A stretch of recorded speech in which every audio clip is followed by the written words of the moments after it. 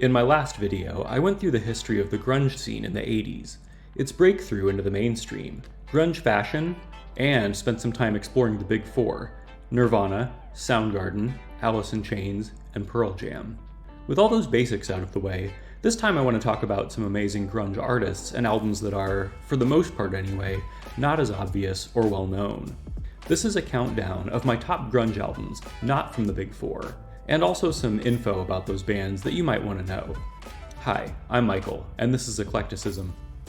Let's get right into some honorable mentions that just didn't make sense for one reason or another to include on the actual countdown, but I feel like they're important to talk about anyway. The first one is maybe the most important mention in this whole video, Mudhoney's Super Fuzz Big Muff. This is an EP, so it can't go on an album countdown, but it's completely essential when it comes to exploring grunge. This was Mudhoney's first EP from 1988, and it's a major signpost for the sound, attitude, and even the album artwork of the grunge scene. The photo on the cover is a piece by Charles Peterson, who ended up working extensively with Sub Pop and captured many of the most iconic photos of the grunge movement. Back to the EP though, this is an excellent set of grimy, feedback-filled tracks that would make a great introduction to grunge. If you listen on streaming, you'll also hear some of the best early grunge singles from Mudhoney like Touch Me I'm Sick. Second is another EP, Green River's Dry as a Bone. Very similar situation here. This is an EP from 1987, and much rougher than the Mudhoney debut. But it's still essential if you're looking at the history of the scene, as this was the band that predated Mudhoney. Next honorable mention is a band that was important to the Seattle scene of the time, but doesn't really have that grunge sound. The Gits were more firmly in a punk lane, and their album Frenching the Bully is an excellent Seattle punk album from 1992.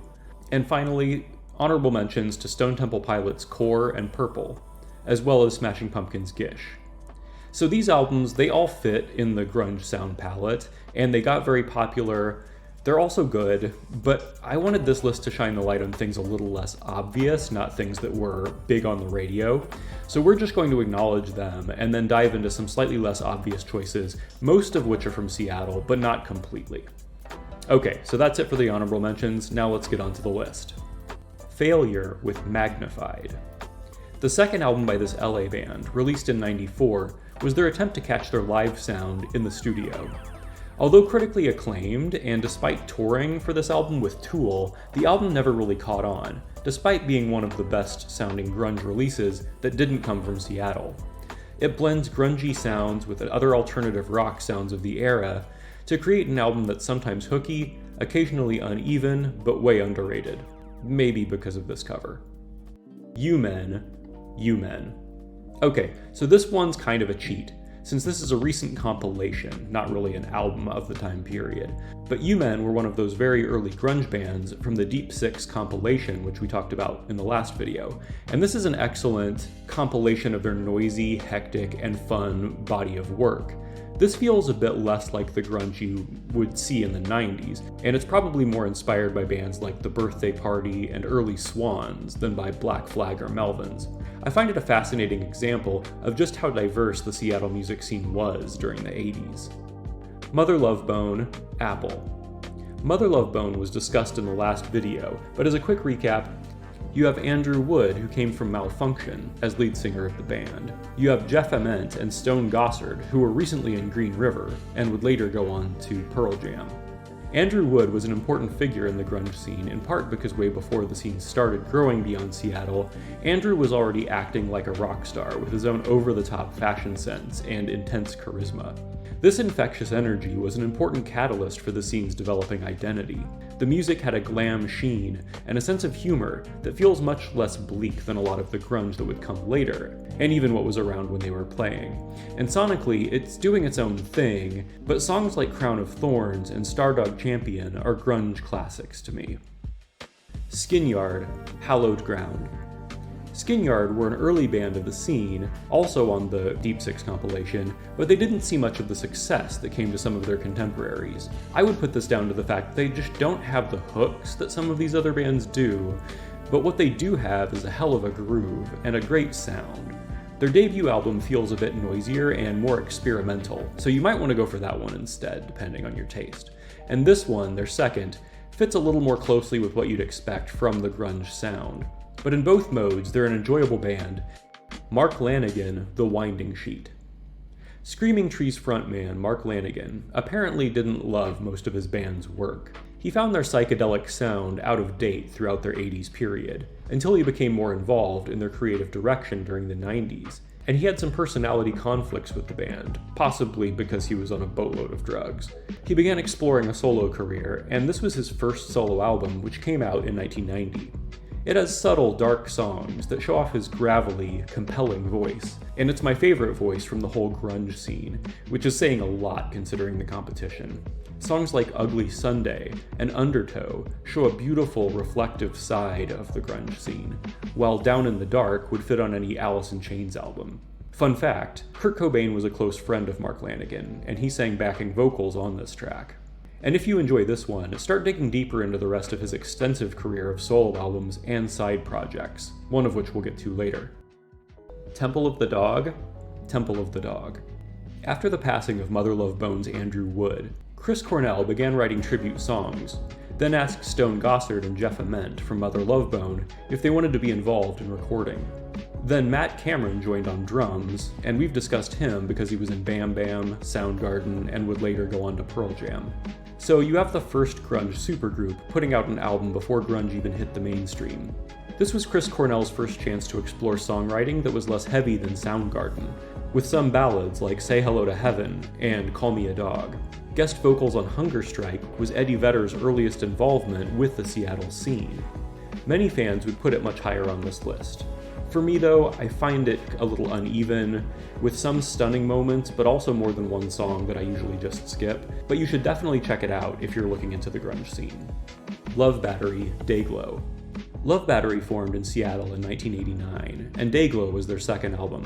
Members came from other Seattle bands like Mudhoney, Crisis Party, and Room 9. This is one of the better, lesser-known grunge bands, and here they lean into more of a psychedelic and dream pop sort of vibe, but still definitely grungy. I'd also recommend their other work, especially Between the Eyes, but this one's my personal favorite. This has that noisy, fuzzy guitar sound of grunge, but I find the tone of the music feels less dark and angsty than most of what you'll hear on this list. It even has an occasional swagger that makes me think of the Stone Roses, or even a less Beatles-obsessed Oasis. Either way, they're a great band, and many people overlook them completely, so don't make that mistake. Hole, Live Through This. Courtney Love's reputation distracts a lot of people from how good this band was, especially with their first two albums. Pretty on the Inside was an excellent, gritty feminist punk album that had a lot in common with the Riot Grrrl scene. Live Through This was a major shift towards the sound of grunge, with a range that went from punk-inspired tracks like Violet to ballads, including songs that blended the two. And in case you get your information from questionable sources, there's literally no good reason to think the songs on this album were written by Kurt Cobain. Don't let rumors distract you from this excellent album. The Melvins, Ozma. I struggled with this one, with where to place it, or even with whether it was more of an honorable mention, but then I decided it has to go on the list. The Melvins were a huge influence on Nirvana, and Bleach is more than a little indebted to the sludge metal they were refining on this album. You could just as well listen to their first album, Gluey Porch Treatments, although this one feels to me both more refined in some ways and also in some ways weirder, taking the foundation of sludge exploration from the first album and experimenting more with it. So why did I question whether to include it? Well, it influences grunge for sure, but the Melvins never exactly sound like grunge. They were a Seattle band. They got a major label deal in the early 90s. They were friends with other grunge musicians. They just kept doing their own thing, though, got dropped by the major label, went immediately back to being independent without losing a step, and are still going to this day. Tad, Inhaler. Tad was one of the heavier of the Seattle bands, reminding me of noise rock bands like Jesus Lizard at times. I also wonder if the Melvins were an inspiration for them, since their music feels like it could be a midpoint between Melvin-style metal and the grunge sound. They have many good albums, but their third one, Inhaler, is probably the ideal entry point, with slightly catchier songwriting and a step up in production over the last couple. It feels like their attempt at making an album that could reach the mainstream. While it didn't, without any real hits that caught the attention of radio DJs, it's still a great album and a career you'll want to explore if you're getting into grunge. This is one of those bands who I think might have actually lasted longer if there hadn't been the whole grunge explosion. Inhaler was their first major label album, and they were dropped by the label shortly after its release, due to not appreciating a particular promotional poster for the band.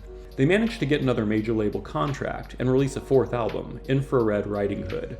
But shortly after that, the A&R representative they were under was fired, and their new album just ceased being promoted or even produced. And that was their final album.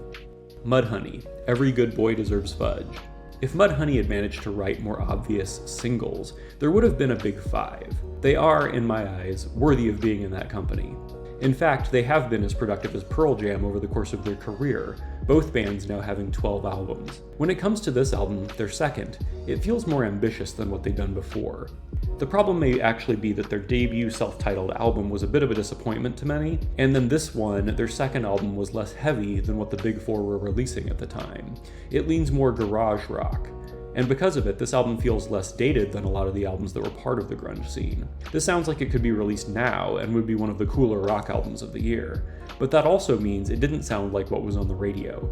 It feels less dark than Soundgarden or Alice in Chains, and it's less poppy and accessible than Nirvana or Pearl Jam. But Mudhoney are one of the essential grunge bands, and this was an ambitious and fun album that didn't just try to recreate the sound of their earlier work or what was happening in the scene. It stretched out and experimented with their new big-budget studio capabilities, and it makes for a great album. L7, Bricks Are Heavy. L7 formed in LA, only briefly living in Seattle. This was their third album, and first on a major label. This album's title is fitting since the album is some heavy, badass rock music, much heavier than most people were used to hearing from an all-female band at the time. The album gained popularity because of the single Pretend That We're Dead, and they were successful throughout the early 90s with a reputation for amazing live shows.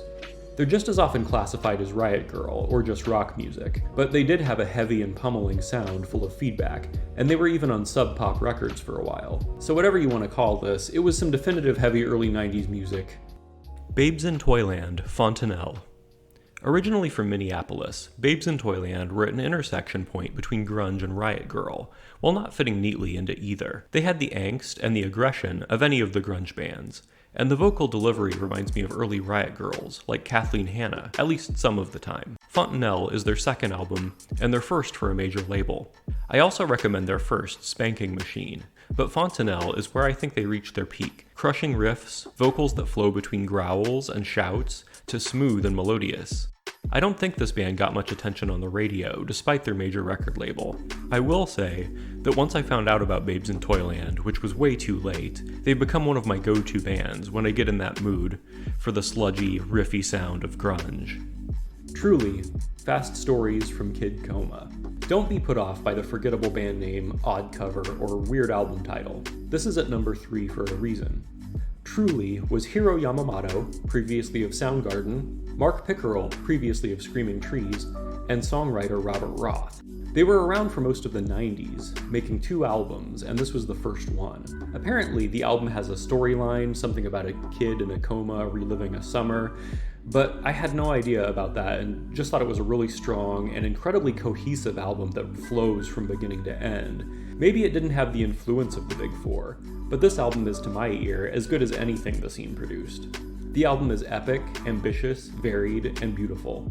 If you've seen my other videos, you may have noticed I don't like bloated albums, so those 90s albums that are maxing out the length of a CD usually just annoy me. Well, this comes in at 76 minutes, and I love every minute of it. Screaming Trees, Sweet Oblivion. I'll probably do a video focused on just this band at some point.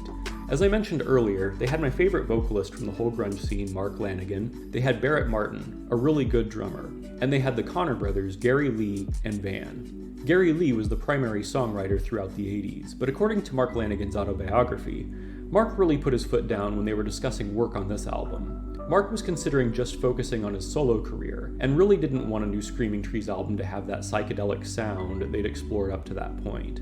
Mark wanted it to sound more modern, and it seems he got the rest of the band on the same page. What they came up with was Sweet Oblivion, which does feel much less indebted to the 60s, and more tied to the grunge scene that was, at the time, taking place around them. What makes this album stand out is just the strength of the songs. I'm surprised they only had one big hit from this album.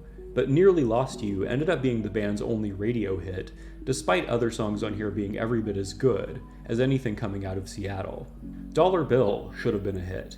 No One Knows should have been a hit. This album has like 5 songs that I could easily see being hits, yet the only one that got any notable radio play was Nearly Lost You, and now a lot of people mistakenly think they're just a one-hit wonder. But don't make the same mistake that radio stations made. Listen to this whole thing, and enjoy the creative peak of one of the greatest grunge bands. Number 1, Mad Season, Above. Mad Season was another grunge supergroup, this one getting together in 1994 and making one beautiful album before drifting into the mist again. Lane Staley of Alice in Chains, Mike McReady of Pearl Jam, Barrett Martin of Screaming Trees, and then John Baker Saunders, who was part of an earlier Seattle band, The Walkabouts. Mark Lanigan of Screaming Trees also popped onto a couple songs to great effect. Some albums are hard to talk about because you're too personally connected to them and it's hard to be objective, and that's how I feel about this album. Just listen to songs like River of Deceit, a heartbreaking, beautiful ballad that matches anything from Alice in Chains' Jar of Flies, or November Hotel, which, to my mind, has some of the best solos to be found on any grunge release, or the slow and beautiful opener, Wake Up, which sets the perfect mood for an album that truly feels like an album, not just a collection of songs. It feels like a journey from the beginning to the end. Mad Seasons Above is introspective and flows effortlessly between slow and subtle beauty to some Sabbath-level heavy riffs. This album really shows off the range and talent of some of Seattle's best musicians of the time, and this is really not one you want to miss. So there you have it. I'm sure I've missed some great albums, and this wasn't even considering any newer bands exploring grunge sounds. So please leave some of your favorites in the comments. I'd love to know what great bands I'm still missing out on. And if you want to explore these and other bands, check out my Apple Music playlists, where I've put together a basic intro to the grunge hits called Grunge 101, focused mainly on the big 4, and a deeper exploration called Grunge Roots, where I focus on a lot of the bands on this list and other grunge bands I enjoy. You can find links to both in the description. Thanks for watching Eclecticism. This channel is a love letter to music for those who love music. If you enjoyed the video, please like, subscribe, and check out some other videos, like the one on the screen right now. Take care of yourself, and I'll see you next time.